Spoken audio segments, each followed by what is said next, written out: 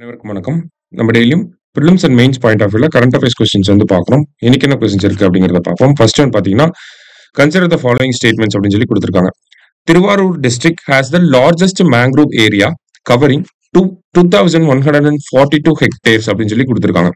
திருவாரூர் மாவட்டம் 2142 ஹெக்டேர் பரப்பளவில் மிகப்பெரிய சதுப்பு நில பகுதியை கொண்டுள்ளது அப்படின்னு சொல்லி கொடுத்துருக்காங்க. ஃபர்ஸ்ட் ஸ்டேட்மெண்ட் நமக்கு கரெக்ட் தான், சரிங்களா? அடுத்தது, mangroves in Tamil Nadu are highly affected by invasive species Prosopis juliflora அப்படின்னு சொல்லி கொடுத்துருக்காங்க.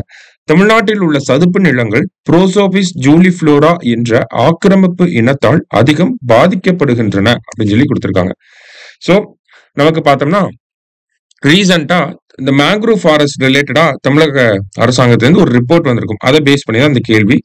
ஸோ தமிழ்நாட்டில் பார்த்தோம்னா இந்த largest mangrove area in terms of area mangrove cover எங்க அதிகமா இருக்குன்னா திருவாரூர்ல இருக்கு. செகண்ட் பிளேஸ்ல பார்த்தோம்னா தஞ்சாவூர் வந்து இருக்கு, சரிங்களா? ஸோ நம்மளோட மேங்க்ரூவ் ஓவராலா தமிழ்நாடு ஃபுல்லா பார்த்தோம்னா 2021 நமக்கு ஃபாரஸ்ட் இந்தியன் ஃபாரஸ்ட் ரிப்போர்ட் படி பாக்குறப்ப 4500 ஹெக்டேர்ஸா இருந்துச்சு. 2024 டேட்டாவை பாக்குறப்ப அதுவே 9000 ஹெக்டேர்ஸா கிட்டத்தட்ட டபுள் த டைம்ஸ் ஆயிருக்கு. ஓகேங்களா?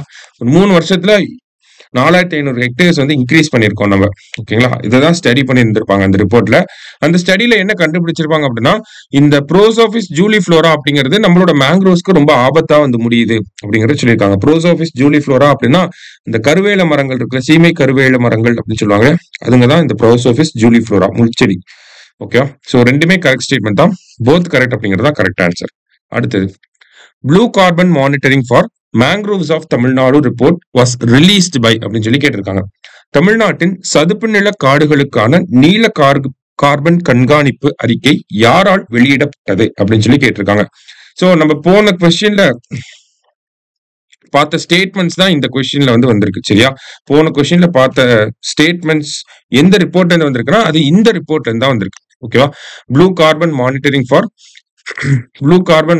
ஃபார் மேங்க்ரோவ்ஸ் ஆஃப் தமிழ்நாடு அப்படிங்கிற இந்த ரிப்போர்ட்ல தான் அந்த விஷயங்கள் எல்லாமே சொல்லியிருந்தாங்க. அப்ப இந்த ரிப்போர்ட்டை யாரு ரிலீஸ் பண்ணியிருக்காங்க அப்படிங்கறதா இந்த கேள்வி. யார் ரிலீஸ் பண்ணியிருக்காங்க அப்படின்னா centre for climate change and disaster management, காலநிலை மாற்றம் மற்றும் பேரிடர் மேலாண்மை மையம் அப்படிங்கிற இந்த அமைப்பு தான் வெளியிட்டிருக்காங்க, சரியா? அடுத்தது, ரைசீனா டயலாக் பத்தி கேட்டிருக்காங்க. ஓகேவா? India's flagship conference on Jio politics and Jio economics அப்படின்னு சொல்லி கொடுத்திருக்காங்க. புவிசார் அரசியல் மற்றும் புவிசார் பொருளாதாரம் குறித்த இந்தியாவின் முதன்மை மாநாடு அப்படிங்கிறது சரியான ஸ்டேட்மெண்ட் தான். அடுத்தது, organised by Ministry of External Affairs and Observer Research Foundation அப்படின்னு சொல்லியிருக்காங்க. வெளியுறவு அமைச்சகம் மற்றும் அப்சர்வர் ரிசர்ச் அறக்கட்டளையால் ஏற்பாடு செய்யப்பட்டது அப்படின்னு சொல்லியிருக்காங்க. வருஷம் இவங்க தான் இந்த ரைசீனா டயலாக் அப்படிங்கறத பண்ணிட்டு இருக்காங்க, சரியா? Theme for 10th edition of Raisina dialogue Kalachakra, people, peace and planet அப்படின்னு சொல்லி கொடுத்திருக்காங்க. ரைசீனா உரையாடலின் 10வது பதிப்பிற்கான கருப்பொருள் மக்கள், அமைதி மற்றும் பூகோளம் அப்படின்னு சொல்லி கொடுத்திருக்காங்க. மூணுமே கரெக்டான ஸ்டேட்மெண்ட் தான் இந்த ஸ்டேட்மெண்ட்ஸை பொறுத்த வரைக்கும்.